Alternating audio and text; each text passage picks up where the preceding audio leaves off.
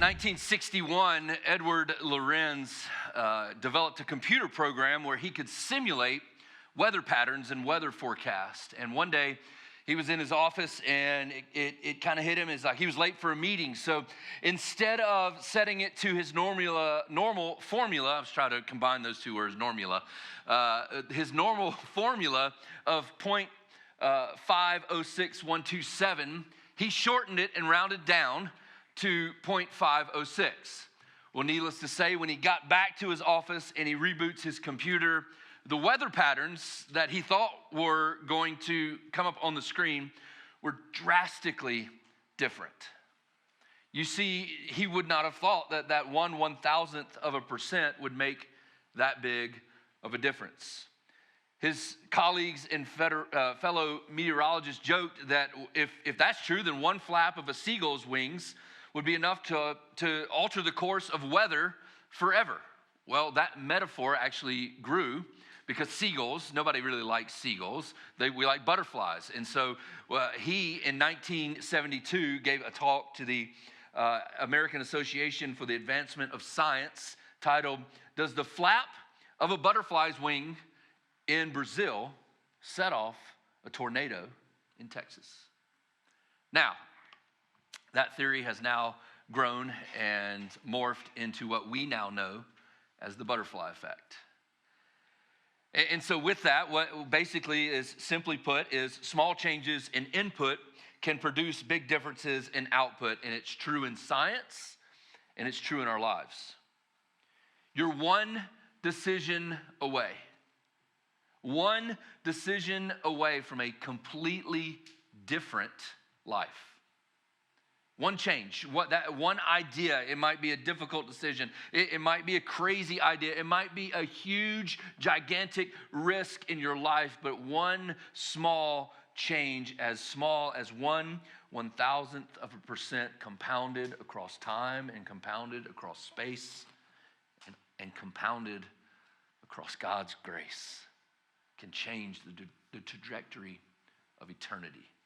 And that's what I want to talk to us today about.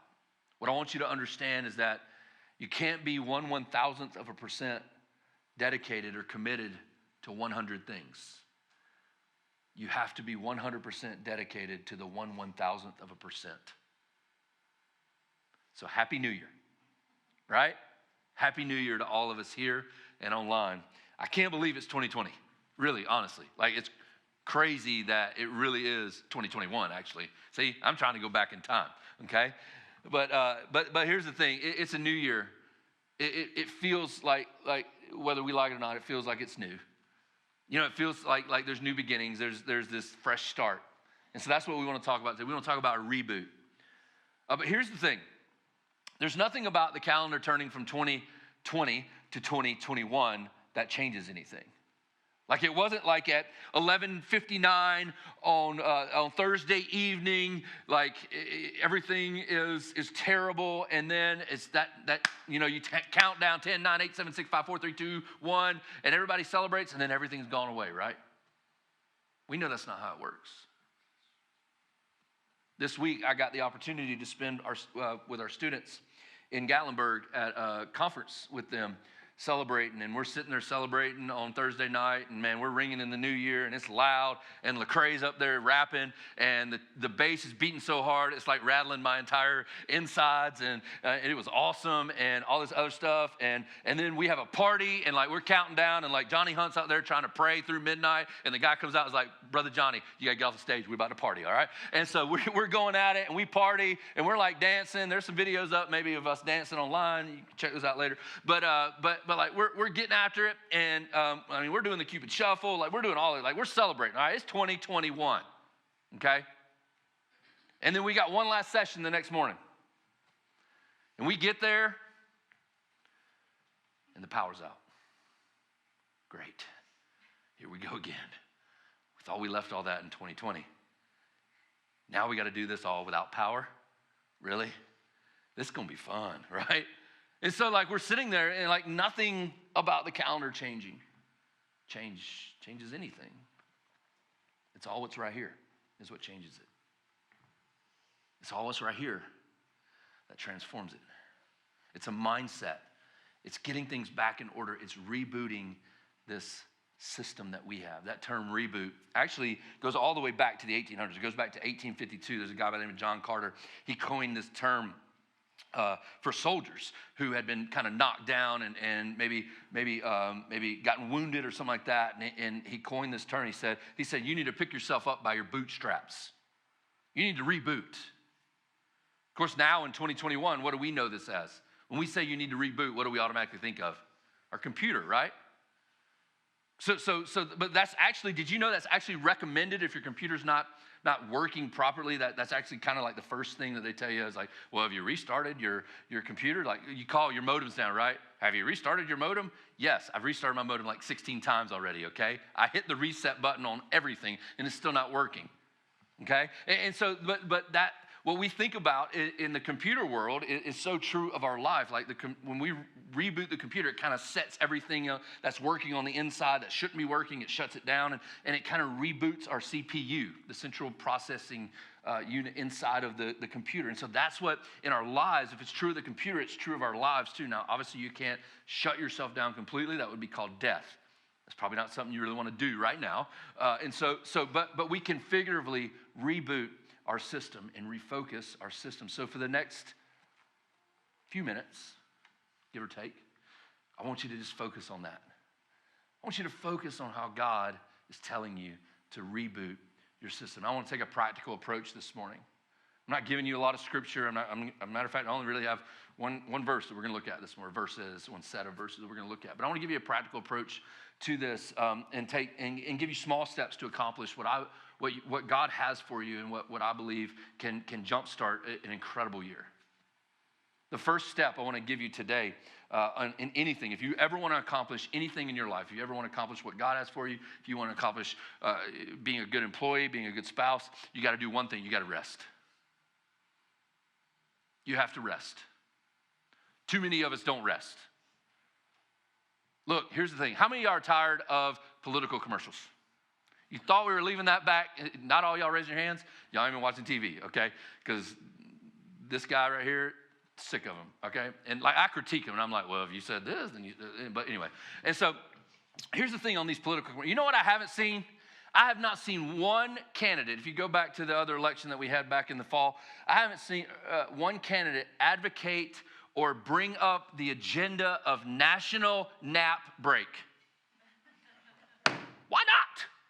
Like if you want a vote from Mickey, like an automatic vote, you put that on your agenda, Mickey Carroll will vote for you, okay?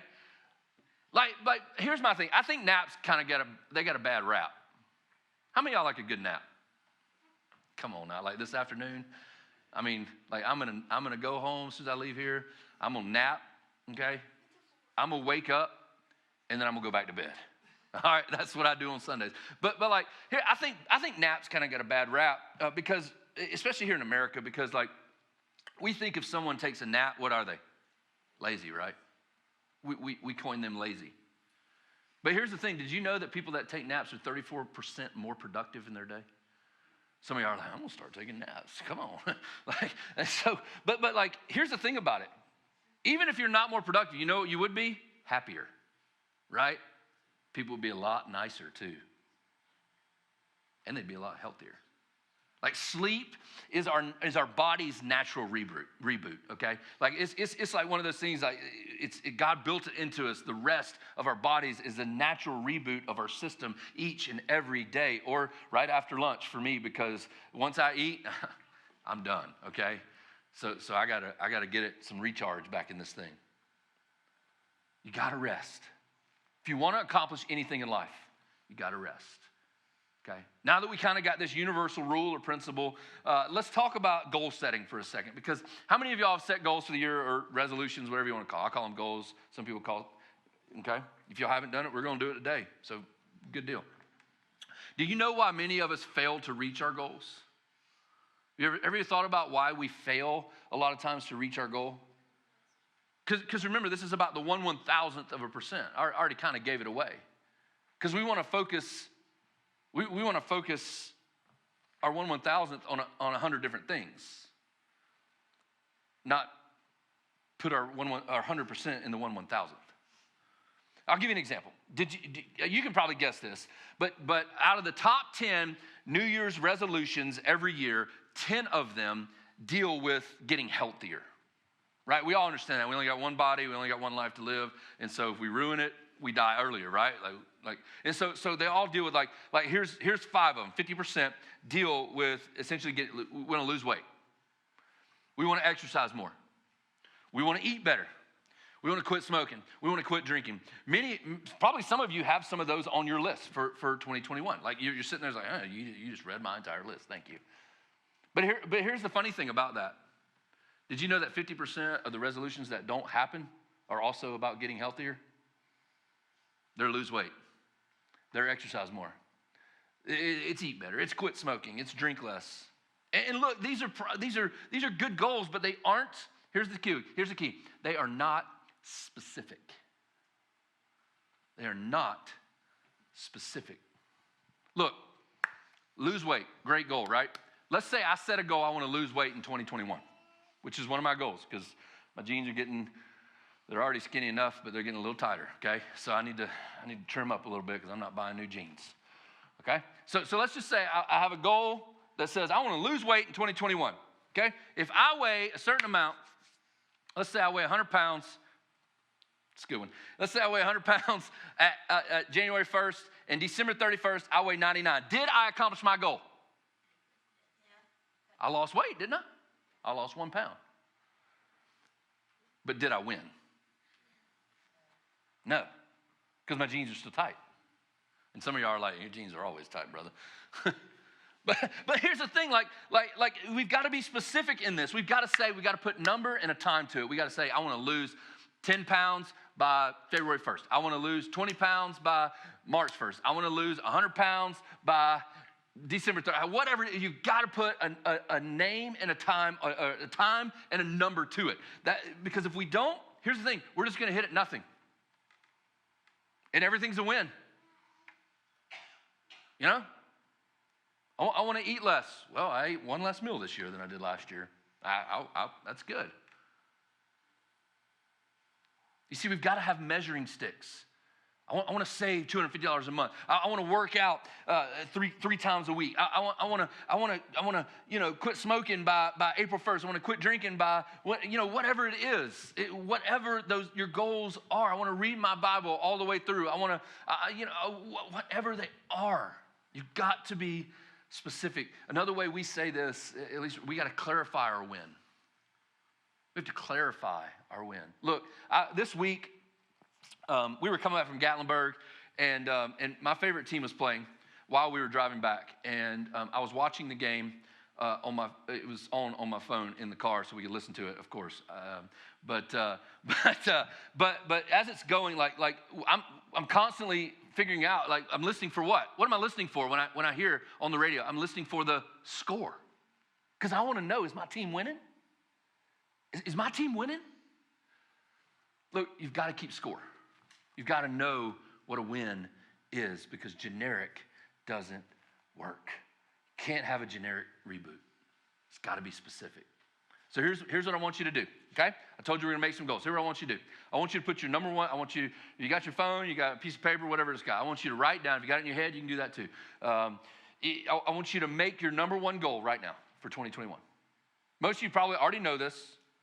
Right now, make your goal or figure out, make it specific. I can't make your goal for you. You may have more than one.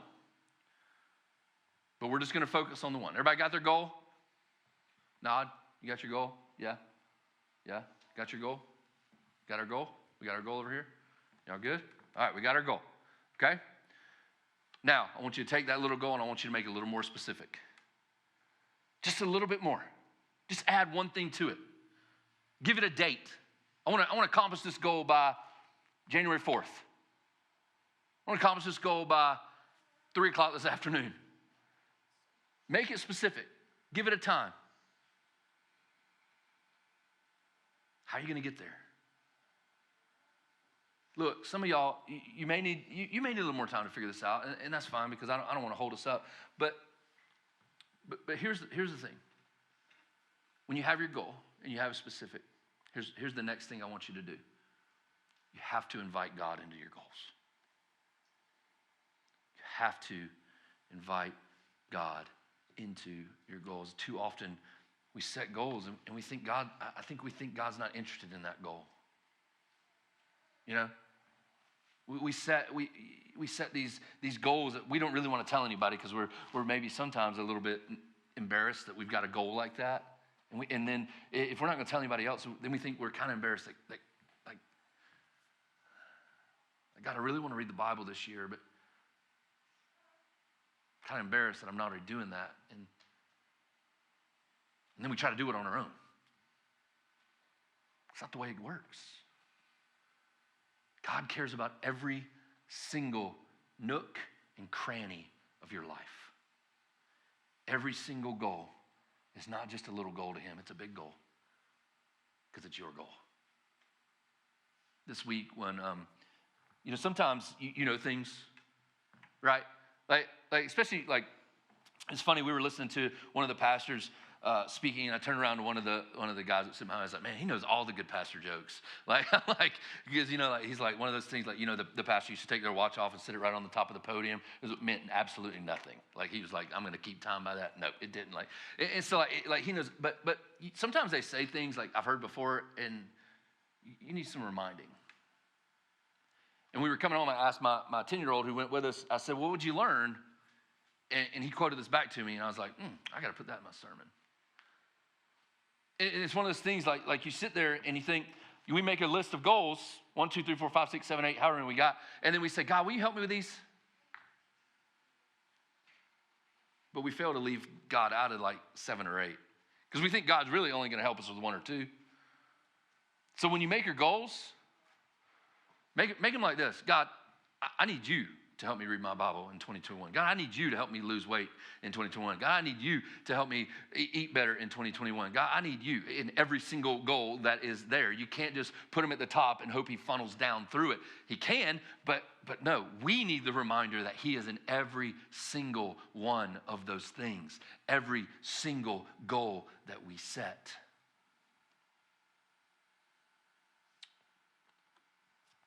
But here's the thing. Some of us right now are sitting here thinking, what's the point, right? I joked a couple years ago. I said, my New Year's resolution this year is to gain weight, eat more, not work out, because I can handle those. Those are easy, right? And some of us won't make goals, and we'll kind of just be like, well, that was really good motivational talk, Mickey, thanks. Because here we are, day 3, and what I set out for my resolution is already gone. Already broke it. Me too. We stopped at Taco Bell on the way back. Okay? That's not on my goal list for 2021.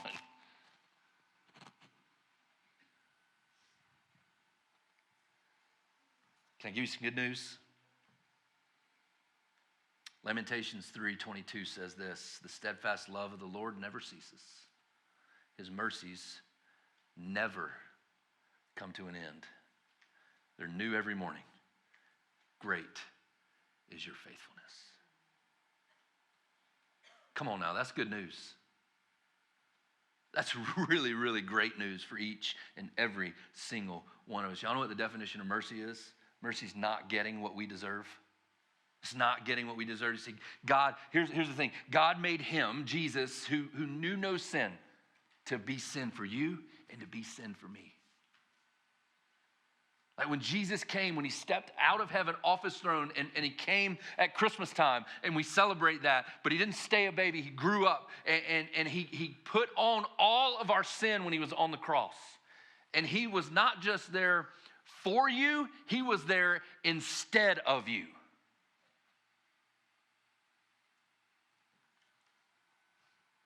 And when he said it is finished, when he's hanging there and he says it's finished, that term "it is finished" is actually it was an accounting term at the time, and what it meant was paid in full.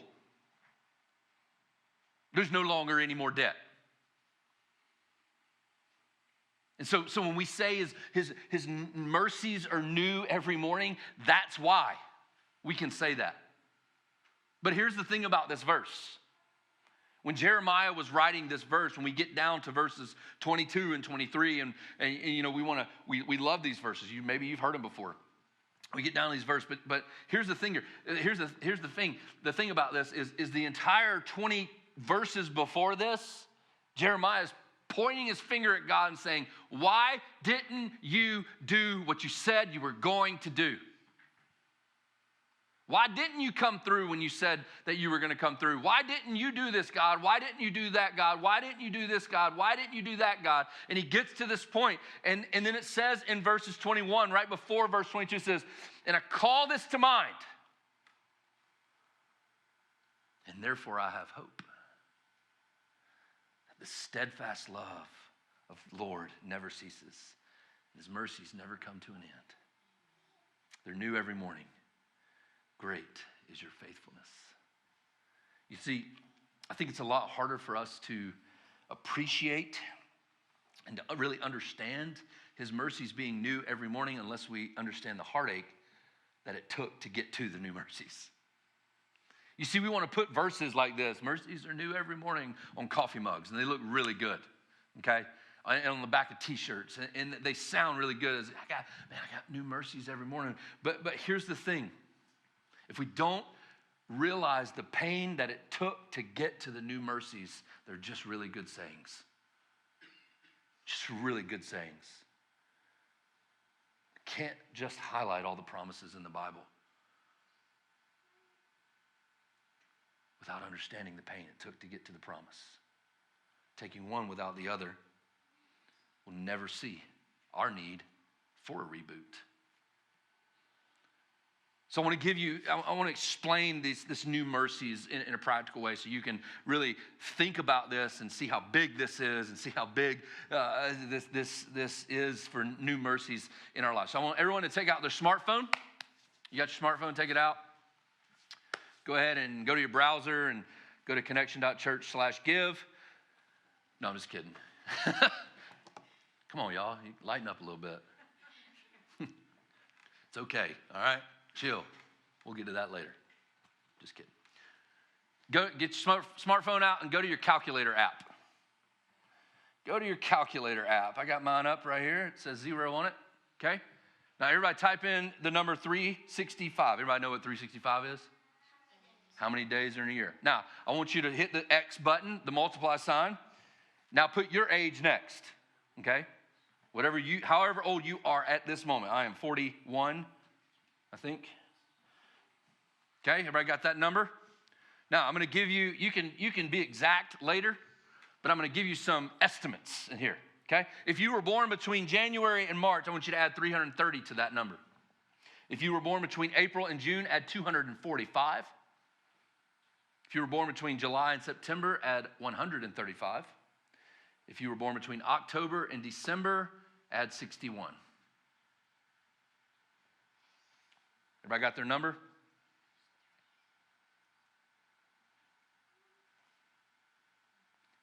That's approximately how many new mercies you've been given in your life daily. I figured up my exact number, 15,152 new mercies in my life. That's a lot of new mercies that I've needed 15,152 times. Tomorrow morning when I wake up, 15,153. That's a lot of new mercies. And they're new every day. So when you fall off, when you sit there and you say, I don't know if I can do it, his mercies are new every morning. And if we really want to take it down, his mercies are new every second. So if you need it by this afternoon, guess what? You got it. It's new. You need it before you leave here? Guess what? It's new. This is what rebooting is about. Understanding this verse in Lamentations and saying, God, thank you for your new mercies, and thank you that I can come before you at the foot of the cross with nothing. And it's all new. It's all new. We have the opportunity right here, right now, in this second, in this moment, to reboot. I know, but I've already blown it. No, you haven't. It's a new day. It's new mercies. Lastly, real quick, I want to give you one last principle in this to make this work, okay? Can I do that? One last thing, real quick. If you have your goal there, if you have your goal list, if you have whatever you want to try to accomplish in 2021, the next thing I want you to do beyond that, tell somebody. You got to tell somebody. People who reveal their goals and their desires and their wants to other people are 65% more likely to achieve their goals when they tell somebody. And if they commit to being in a group with them, to meet regularly, to talk about it, to tell them, you know what the percentage goes to? 95%. If you walked in that door today and I was like, and I asked you, there's a 95% chance you can accomplish everything you want to accomplish in 2021. Would you take it? Yep. Count me in, right?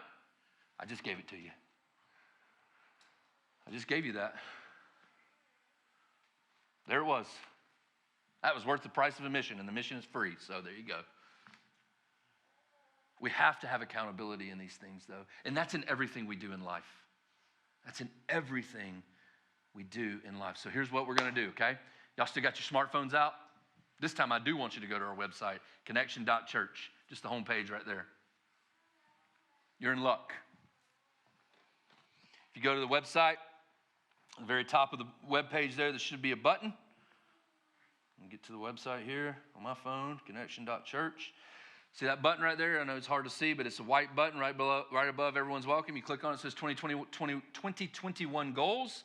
It takes you to a page where you can fill out. My information is already filled out because I use this app to sign up for groups, and I use this app to give, and I use this app to do other things, and so, or this page. And so my stuff is already there. And then there's a list of about 10 goals there that are most common, and so you can fill in that. And so what we're going to do is we want you to just fill that out. We want you to submit it. And then we're going to put you in groups together to hold you accountable. You might be the only one in that group. Congratulations. You're in a group with me. I'll help you. You may have an other on there that's not listed. Put it on there. Because here's the thing of what we know. If you can be 95% successful at something, why wouldn't you? Why wouldn't you?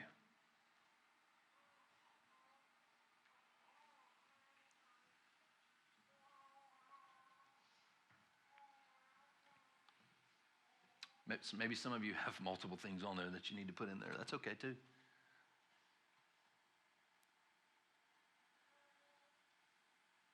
Remember, 1/1000th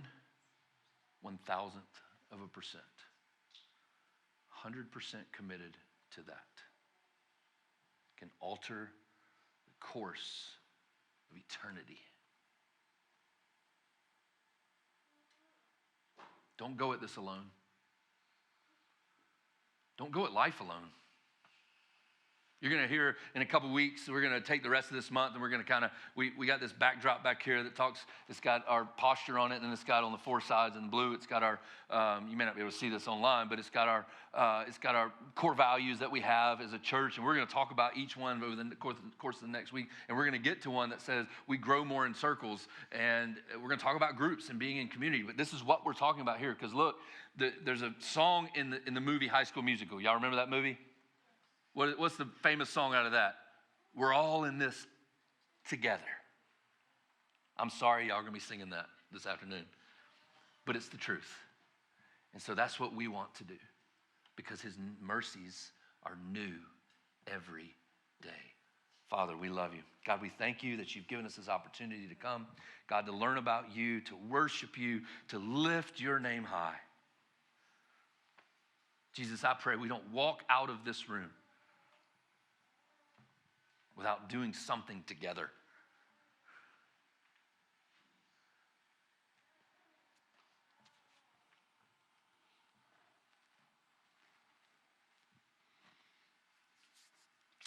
God, more than anything,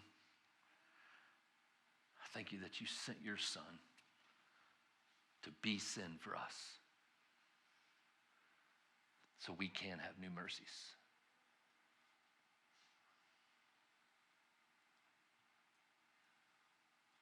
Father, as we leave out of this room,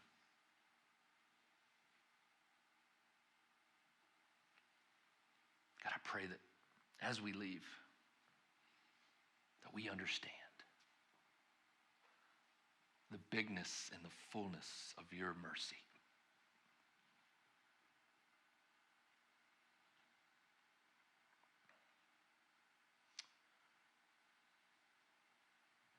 Jesus, help us. Help us continue to take steps towards you. God, we love you and we thank you in your name. Amen.